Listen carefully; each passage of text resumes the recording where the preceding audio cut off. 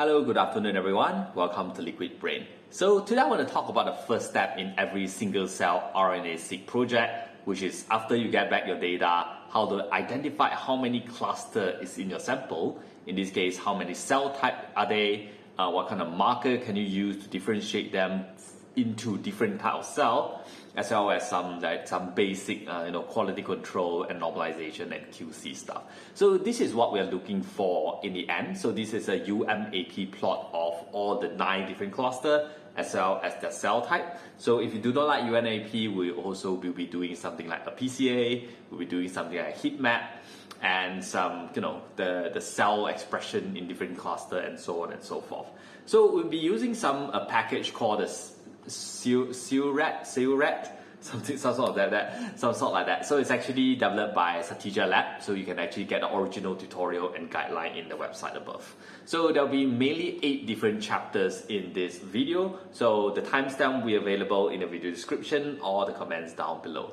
So the first thing is to try to get the package to be imported, to get the data to import, some data QC and inspection, try to look at the data and see if it's first of all the correct data that we're in, and some filter out the quality and all that thing, data normalization and scalings and all the log normalization and so on, data clustering, which is to figure out how many overall cluster would be the best to use for this sample, some markers identification. So markers actually means that genetic markers, which are expression of a certain gene that are unique in that cluster. So maybe they are only expressed in a certain cell type, and we can use those genes to cluster out, to identify that cluster, what kind of cell they are on. Okay, so this will be 1, 2, 3, 4, 5, 6, 7, 8 that we're dealing with. Okay, so first things first, there will be 4 packages that we need. The Dipler for data transformation, Seurat for mostly of the function for the single cell analysis. Patchwork is kind of a layer on top of ggplot, so you can combine plot together very easily. And of course we need ggplot2 for most of the graphical visualization over here. And before you start, you also need to go to this link to actually download the raw data. So first of all, it's actually to create the Seurat object. So how do you create a Seurat object is that, of course, we have to first read in the data set. So this is done on a 10x genomic platform. So we actually need to use the read 10x function to import the data in. So if you are familiar with the summarize object from the previous video, there will usually be a column data, the row data, and a count matrix. So within this folder itself, you can also see there's 3 different files where there's a barcode. So in this case, this will be your column number. So sorry, the column data, which is individually what are the cell. You also have a gene, which is the gene within your sample set. And you also have a count matrix to actually link the barcodes and the gene together. So these 3 will combine into the Seurat object basically. But of course there are a lot more things in the Seurat object that will be discussed later. So in this case, you can actually look at Seurat object has a lot of things. All of the 3 things that we talk about will be in the assay, where they have the count, there's the data and all that thing. So the important thing is to look at here, there's something called the reductions and neighbors that we're gonna do later. So when we run a Seurat object analysis, we actually create more data that will be actually thrown back into this object. So your PBMC, in this case the name of the Seurat object, will actually increase in size as we go along. So now I just created is about 58 megabytes. As you can see later, when we go on, you actually get increase and increase. I will try not to run the code in real time, but I'll see if I can put some pictures in. Okay, so the first thing is data inspection. So data inspection, there's 3 things that we are looking at here.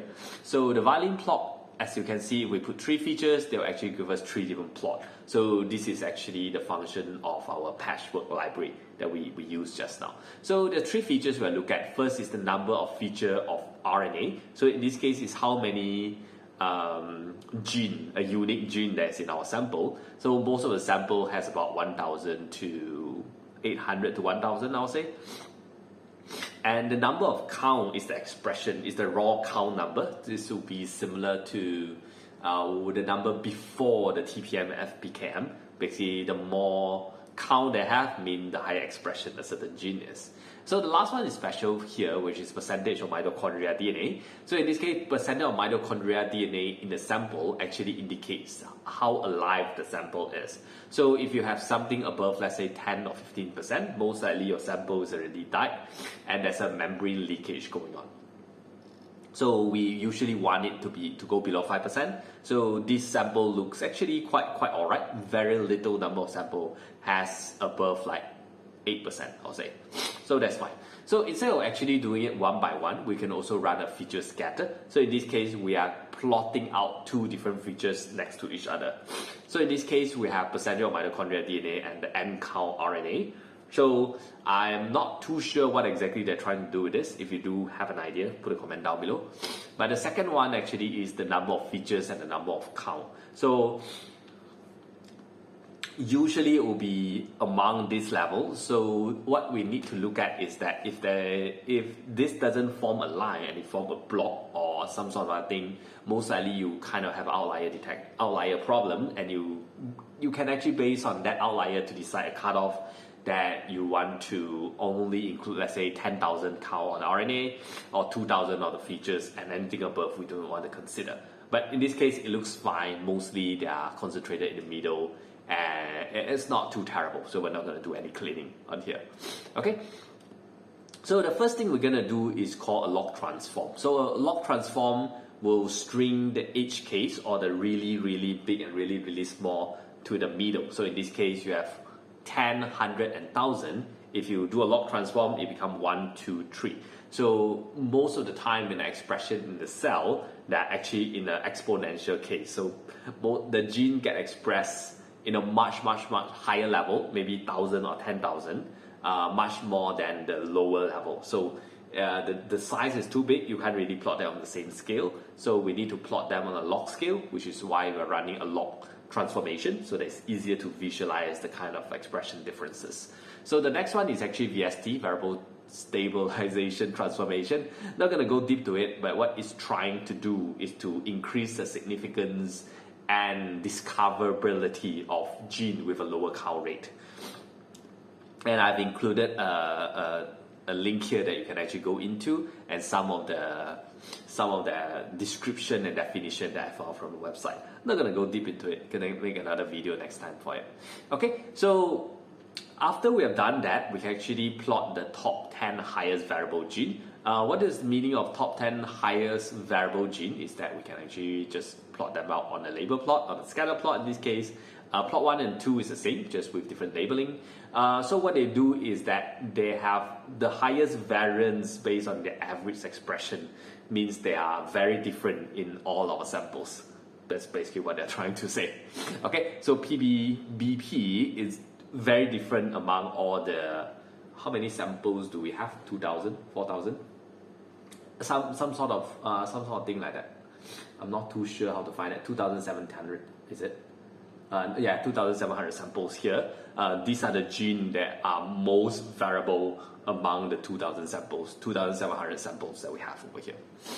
Okay, so in this case, we can actually run a scaling of data. So what they mean by a scaling of data is that you will put the mean as 0, and 1 standard deviation away as 1, 2 standard deviation away as 2, so that we can actually zeroize them on the same scale, and we can, when we plot them, they'll be on top and below of our x-axis, so it's just easy to see. So you just shift the whole thing down, basically. Okay, so the next one is actually PCA. So if you remember just now, our PBMC object is about 58 megabyte. Now actually it grows to 359. So it will actually continue to grow to about 600 megabyte by the end of this analysis. Okay, so what is run PCA? So it's just run a principal component analysis into our sample. So in this case, they're trying to do a dimensionality reduction to identify the most significant gene within our sample. So in this case, the highest principal component have this gene on the positive side, which is on this side, and this gene on the negative side would be on the other side. So we also want to see something like a PC2 and PC3, what the significance, and is there anything that you're looking for. So of course, this will be very important for people that have That's why bioinformatician needs to have a very strong biochemistry and genetics background and molecular biology background, so that when you look at this gene, is there any significant thing that you're looking for? And of course, then you can work on that. If not, then we can proceed to the next step. Okay, so this is just the same thing as we've seen above. It's just that they're plotting on, it's a nicer user interface.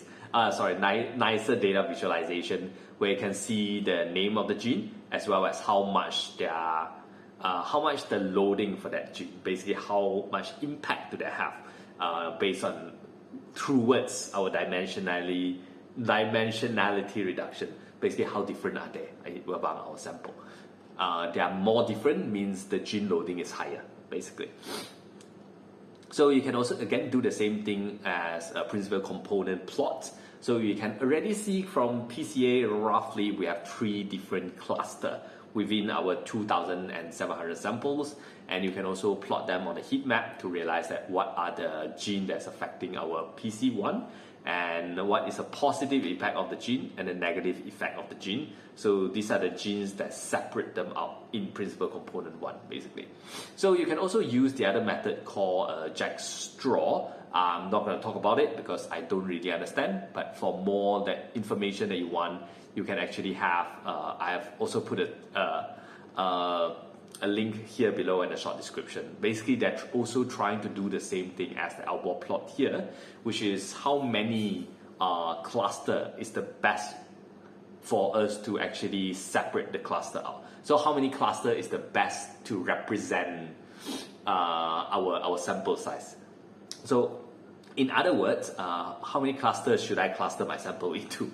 So in this case, you can see here, it's around, so in this is called elbow plot. So what it does is that it calculates the percentage coverage of each of the point until a point of diminishing return. So in this case, we can see the diminishing return is around 9, where there's a significant elbow, where after 9, the more component that you added in, the more PC or the more dimensionality you added in, it doesn't significantly increase the coverage. So the coverage means that how different they are in each dimensions. So in this case, the more cluster you add, the more similar is the number 9 and 10. And 10 and 11 even closer. 11 and 12 even closer. So until a certain point, we just cut them and we just go with 9 cluster. Okay, but of course, how many cluster is again a very it's an art rather than a science. So there's no way that we to say definitely it is a 10. But it looks like a 9 here, and how many to decide will be based on your experience as well as what. Well, if you know that you fit in 9 samples, you choose 9. But if you really do not know, I would suggest try a different number of cluster and see how does the figure looks like, and we can readjust that later. So in this case, the best cluster based on this resolution is about 9, but as you change the resolution around, it will also recommend different number of cluster. For example, if I use 0.8 here, you actually change my cluster to 11. So let's just go back to the 5 so that I don't have result that's completely different from the guide. Okay, but the resolution itself is not a fixed value. It's also something that you can change around to get different cluster. And yeah, this is the head of the idea of the 5 samples that we have. Not that important, the cluster idea of the first 5 cells. Okay, so this is the important part where it's called a UMAP plot. UMAP analysis, uniform something approximation projection something. So it does a similar thing to PCA, which is actually dimensionality reduction as well as clustering, but it does it in much faster and a much better separation of cluster, especially for single cell analysis. So you can see that it has a very clear 1, 2, 3, 4, 9 different clusters here. While if we go back to our PCA, you can only see about 3. Where's my PCA? My PCA missing here. Okay, you can see in PCA plot, you can see 3 very wide cluster, but in your UMAP, you can see very distinctive rim cluster, and within the cluster, you also have some subcluster in between them. Okay, that's the power of UMAP. So once we figure out we have the 9 cluster that we have, 0 to 8, that's midnight cluster. We have to figure out how do I identify cluster 0. What kind of cell is this? Cluster 5, what kind of cell is this? And so on and so forth. So what we are trying to find here is the markers. So markers are genetic gene expression that's specific to a certain cluster that can be over or under expressed. So in this case, you can see S100A9 and 100A8 has a significantly higher expression level in cluster 1 compared to the rest of the other cluster. And of course, you can actually select them based on the minimum percentage. So this is kind of a cutoff and kind of an argument for you to choose among your cutoff on how accurate and sensitive you want your thing to be. Okay, so instead of just doing it for cluster 1, we can again change the cluster to say I want to do it for cluster 2. So how would it look like? It will be something like that. Of course, I run ahead here, so you can actually see the first 5 names of the gene, and I plot the first 2 of them on a violin plot. And with the difference from the cluster 1 just now, you can see in cluster 2, the separation are not as clear as this one over here. So you can see cluster 1 is very distinct from the rest. Cluster 2, they're quite similar to 0, 3, and 4, and so on based on the markers. So on the UMAP later, you will expect cluster 2 to be closer to 4 and 3, something like that. Okay, so you can also set the cluster to be directly comparison from identity to identity 1 to identity 2. In this case, I want to find the markers for cluster 5, but they are very different from 0 and 3. So in this case, 5 is very distinct, which is very different from 0 to 3, but they might be quite similar to 6, and they do not take that as a stronger consideration. But you can see the cluster 5, this one also cluster 1, not that great, but maybe they're just too similar, and the algorithms find that there's a difference between them.